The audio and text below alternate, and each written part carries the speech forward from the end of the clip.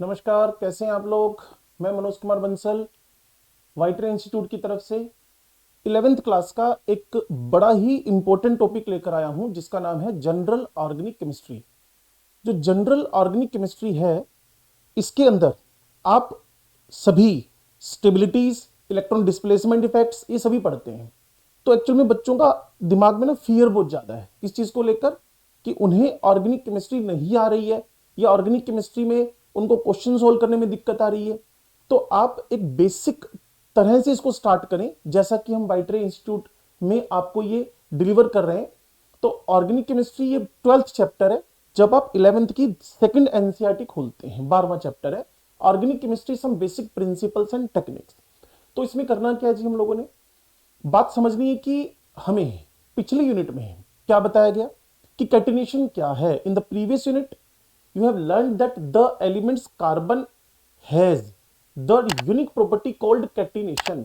अभी कैटिनेशन क्या है देखिए, अगर आप कैटिनेशन की बात कर रहे हैं तो कैटिनेशन क्या हुआ, खुद से खुद का जुड़ना, सेल्फ लिंकिंग, खुद से खुद का जुड़ना। अब अगर कोई एलिमेंट खुद से खुद जुड़ना चाहता है तो उसके अंदर दो तीन चीजें बड़ी इंपॉर्टेंट होनी चाहिए। दो तीन चीजें बड़ी इंपॉर्टेंट होनी चाहिए और वो कौन सी बात है, लिंकिंग होने के लिए, सेल्फ लिंकिंग होने के लिए। पहली बात, उसकी जो बॉन्ड डिसोसिएशन एनर्जी है that should be high. Bond dissociation energy should be high. और कार्बन कार्बन की बॉन्ड डिसोसिएशन एनर्जी एनसीईआरटी के अकॉर्डिंगली 348 किलो जूल पर मोल है। 348 किलो जूल पर मोल है। अगर कोई ज्यादा एनर्जी से किसी को पकड़ेगा, या तो यूं समझे कार्बन से कार्बन जब लिंक किया तो ज्यादा एनर्जी रिलीज हुई, कार्बन से कार्बन जब बॉन्ड बना तो ज्यादा एनर्जी रिलीज हुई। और अगर ज्यादा एनर्जी रिलीज करेगा तो उसकी टेंडेंसी होगी बार बार बार बार बार बार बार बार खुद से जुड़ने की। तो एक सेल्फ लिंकिंग एफिशिएंसी है कार्बन में, due to which it forms covalent bonds. तो कार्बन से कार्बन का कोवलेंट बॉन्ड बना, कार्बन से कार्बन। अब वो टेंडेंसी ओपन चेन में भी हो सकती है, वो टेंडेंसी है आपके पास ओपन चेन में कहीं ना कहीं ब्रांचिंग भी हो सकती है, वही आपके पास रिंग्स के अंदर भी आपको देखने को मिल सकता है। ये अनस्टेबल है, ये बातें हम बाद में आपसे करने वाले हैं। तो जैसे आप आगे की तरफ बढ़ोगे तो आपको दिखेगा सेकंड पेज पे, it also forms covalent bond with atoms of other elements. अब कार्बन ने क्या किया, कार्बन ने क्या किया, खुद से बॉन्ड तो बनाया ही, इसके अलावा हाइड्रोजन से भी बनाया, इसके अलावा ऑक्सीजन से भी बनाया, इसके अलावा नाइट्रोजन से भी बनाया, इसके अलावा सल्फर से भी बनाया, इसके अलावा फॉस्फोरस से भी बनाया। यहां थोड़ी सी टेंडेंसी कम होने लगेगी। इसके अलावा हेलोजन से भी बनाया। This resulting compounds are studied under a separate branch of chemistry.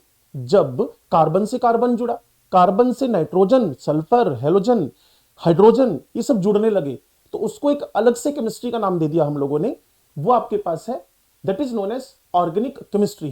तो कुल मिलाकर स्टार्ट के दो पेज में एक तो कैटिनेशन की बात रखिएगी अगर आप नोट्स बना रहे हैं और एनसीईआरटी पे फोकस रखना चाहते हैं तो कहीं ना कहीं लाइन टू लाइन के अंदर आप अपने नोट्स में दो बातें जरूर लिखें कि कार्बन से कार्बन का जुड़ना ये कैटिनेशन है, उसके लिए हाई बॉन्ड डिसोसिएशन एनर्जी ही रिस्पॉन्सिबल है। और बातें भी हैं वो आपने पी ब्लॉक एलिमेंट्स में भी पढ़ा हुआ है और भी आपसे हम बात करते रहेंगे। दूसरी बात कार्बन से कार्बन का जुड़ना, कार्बन से nitrogen, oxygen, sulphur, phosphorus, halogen का जुड़ना, ये एक सेपरेट केमिस्ट्री बन गई जिसका नाम है ऑर्गेनिक केमिस्ट्री, जिसका नाम है ऑर्गेनिक केमिस्ट्री। थोड़ा सा आगे बढ़े भाई, तो इसमें है क्या, this unit incorporates some basic principles and techniques of analysis required for understanding the formation and properties of organic compounds. लाइनें सुनिए क्या कह रहा है। इस यूनिट के अंदर आपको कुछ basic principles and techniques of analysis required for understanding the formation and properties of organic compounds. इस पूरी यूनिट के अंदर आपको मतलब ऑर्गेनिक केमिस्ट्री पढ़ने में आपको क्या क्या बताया जाएगा कि कुछ बेसिक प्रिंसिपल्स एंड टेक्निक्स हैं ऑफ एनालिसिस, इसी चैप्टर में आप पढ़ेंगे। जैसे आगे बढ़ोगे कि मुझे परसेंटेज ऑफ कार्बन कैसे निकालनी है, मुझे परसेंटेज ऑफ हाइड्रोजन कैसे निकालनी है किसी भी ऑर्गेनिक कंपाउंड के अंदर, मुझे पहचानना कैसे है कि उसमें कार्बन है या नहीं, मुझे पहचानना कैसे उसमें हैलोजन है या नहीं, लेसग्ने सॉल्यूशन, सोडियम एक्सट्रैक्ट एक्सेट्रा बनाकर ये सब चीजें हम लोग वहां वेरीफाई करते हैं। अब अगली लाइन क्या है, अंडरस्टैंडिंग द फॉर्मेशन। कोई भी मीथेन कैसे बना, एक जनरल सी बात मैं आपसे करूं, अगर मेरे पास Al4C3 है, एल्यूमिनियम कार्बाइड, इस पे अगर मैं वाटर का रिएक्शन करवा दूं, इस पे मैं अगर वाटर का रिएक्शन करवा दूं, देखिए Al4C3, अगर मैं इस पे पानी का रिएक्शन करवा दूं तो ये आपको बैलेंस्ड होने के बाद एल्यूमिनियम हाइड्रोक्साइड प्लस मीथेन दे रहा है। तो हम ऑर्गेनिक केमिस्ट्री में ऑर्गेनिक कंपाउंड्स के फॉर्मेशन को लेके भी बात करेंगे, प्रॉपर्टीज की भी बात करेंगे कि मीथेन को मार्श गैस बोलते हैं। मीथेन एक ऐसी गैस है जिसको हम सीएनजी एलएनजी के फॉर्म में यूज कर सकते हैं। क्लियर? तो ये सब डिस्कशन हमारे पास ऑर्गेनिक केमिस्ट्री के अंदर है। तो अगली लाइन जो आप लिखेंगे उसमें क्या लिखेंगे, ऑर्गेनिक केमिस्ट्री में क्या इंक्लूड है, ऑर्गेनिक कंपाउंड्स का एनालिसिस प्लस इनके प्रिपरेशन मेथड्स प्लस उनकी प्रॉपर्टीज। ठीक होगी बात? आगे बढ़ते हैं जी। जनरल इंट्रोडक्शन क्या है, ये पैराग्राफ थोड़ा सा लंबा दिखा होगा आपको, लेकिन जनरली हम इसको पढ़ते हैं, ध्यान से सुनिएगा। Organic compounds are vital for sustaining life on the earth and include complex molecules like genetic information bearing deoxyribose nucleic acid, जिसको डीएनए या बायो के स्टूडेंट हो तो आपको पकड़ में आई होगी बात, and proteins and constituent essential compounds of our blood muscles and skin. अब देखिए इसने क्या कहा, जो ऑर्गेनिक कंपाउंड्स हैं are vital for sustaining life, मेरी लाइफ चलाने के लिए मुझे ऑर्गेनिक कंपाउंड्स की नीड होगी ही होगी। क्या है इसके अंदर, इसमें मुझे डीएनए भी मिलता है। अब डीएनए आप जानते हो डीऑक्सीराइबोज शुगर, इसमें हमारे पास जो न्यूक्लियोटाइड्स हैं उनमें क्या क्या इन्वॉल्व है, उसमें शुगर इन्वॉल्व है। और शुगर के बारे में आप क्या जानते हैं, शुगर एक ऑर्गेनिक कंपाउंड हुआ जो कि 2-डीऑक्सीराइबोज शुगर है। तो कुल मिलाकर ऑर्गेनिक कंपाउंड्स में हमें डीएनए भी मिला, आरएनए भी मिला एंड प्रोटीन्स। प्रोटीन किससे मिलकर बने हुए, proteins are made by the amino acids, proteins are made by the amino acid. और अमाइनो एसिड में भी आपको क्या दिखता है, ये मैं सबसे छोटा वाला अमाइनो एसिड लिख रहा हूं जिसमें मुझे ग्लाइसीन दिखता है, जिसमें मुझे ग्लाइसीन दिखता है। ठीक होगी बात? And proteins that constituent essential compound of our blood muscles and skin, proteins की बात कर रहा था। Clear? That constituent essential compound, जैसे कि मैंने अमाइनो एसिड की बात की है, डीएनए का ये बिल्डिंग ब्लॉक है, डीएनए बनाता है। चलिए आगे बढ़ते हैं। Organic compounds appear in material like clothing fuel. अब क्लोथ की बात करें, अगर आप सिर्फ नायलॉन की बात करेंगे, पॉलीमर चैप्टर है 12th क्लास में, तो वो भी ऑर्गेनिक कंपाउंड्स लाइक, अगर मैं नाम बोलूं, अगर आप नए हैं ऑर्गेनिक केमिस्ट्री को लेकर तो आपको हो सकता है ये सुनने में अलग लगे, अगर आप ड्रॉपर हैं तो आपको एडिपिक एसिड का नाम आपने सुना होगा, कार्बन कंटेनिंग है। पॉलीमर्स, हम पॉलीथीन की बात कर लें जो आपके डेली लाइफ में यूज आ रही है, डाइज हुई, एंड मेडिसिन दीज, पैरासिटामोल की बात कर ले, पैरासिटामोल की जब आप बात करोगे ना तो पैरा एसिटामोल, ये आपके पास पैरा, ये आपके पास एसिड, यहां एम और ये ओल है, और ये आपके पास एसिड है।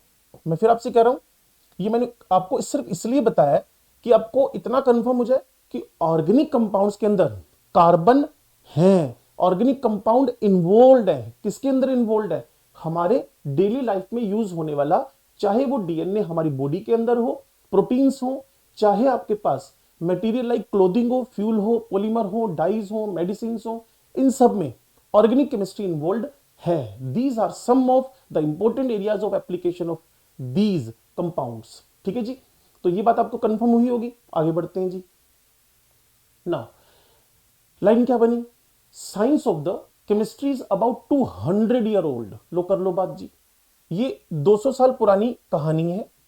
Clear? 200 around the year 1780 chemists began to distinguish between organic compounds obtained from plants and animals and inorganic compounds prepared from mineral sources। Berzelius एक स्वीडिश केमिस्ट है जिसने वाइटल फोर्स थ्योरी दी, जिसने वाइटल फोर्स थ्योरी दी, अगर आप 11th के हैं तो आपको एक क्वेश्चन तैयार हो गया, vital force theory is given by. अब हमारे बर्जीलियस सर क्या बोल रहे हैं, हमारे बर्जीलियस सर क्या बोल रहे हैं कि जितने भी इस दुनिया में ऑर्गेनिक कंपाउंड्स हैं, सारे के सारे किसी ना किसी मिस्टीरियस चमत्कारिक पावर जो कि सिर्फ लिविंग ऑर्गेनिज्म में होती है, जो कि सिर्फ जिंदा लोगों में होती है, उसी से बनते हैं। तो साइंस 200 साल पुरानी हो गई ये वाली, organic chemistry is about 200 year old. 1780 के आसपास हमें ऑर्गेनिक और इनऑर्गेनिक के बीच में डिफरेंशिएशन करना आना शुरू हुआ, और वो स्टार्ट किया आपके बर्जीलियस ने, जो एक स्वीडिश साइंटिस्ट थे। नाउ इन्होंने वाइटल फोर्स थ्योरी दी, इन्होंने वाइटल फोर्स थ्योरी दी, और इस वाइटल फोर्स थ्योरी में इन भाई साहब ने क्या लिखा, इन्होंने लिखा for the formation of organic compound, कहीं ना कहीं सिर्फ और सिर्फ, कहीं ना कहीं सिर्फ और सिर्फ कौन रिस्पॉन्सिबल है, वो कह रहे हैं जी रिस्पॉन्सिबल है एक mysterious power. This notion was rejected in 1828, वो बात की बात है, उन्होंने कहा, ब्रजीलियस ने कहा, all the organic compounds are synthesised by the organic compounds are synthesised by the living organism. Living organism मतलब मैं या आप या प्लांट्स ही ऑर्गेनिक कंपाउंड्स को सिंथेसाइज कर सकते हैं, और ऑर्गेनिक कंपाउंड्स को कोई सिंथेसाइज नहीं कर सकता, लेकिन 1828 में 1828 में, ठीक है जी, होलर साइंटिस्ट हैं ये, सिंथेसाइज्ड एन ऑर्गेनिक कंपाउंड। इन भाई साहब ने क्या किया, एक ऑर्गेनिक कंपाउंड सिंथेसाइज कर दिया, यूरिया। लो जी, आपकी कॉपी में नोट्स में लिखने लायक दूसरी बात आ गई है कि first organic compound which was synthesise in the laboratory from inorganic compounds. तो अमोनियम साइनेट को आप हीट करोगे, ये अमोनियम साइनेट है, हीट करोगे तो यूरिया बनाता है। यूरिया, यूरिया आपको पता है कि एक फर्टिलाइजर है, ठीक है जी। वो बात अलग है कि आजकल इससे दूध भी बन रहा है, क्लियर, लेकिन फिर भी हमें समझना है। तो ये मजाक की बात थी कि यूरिया से दूध बन रहा है, जो कि एक बड़ा ही हार्मफुल हमारे लिए फैक्टर है।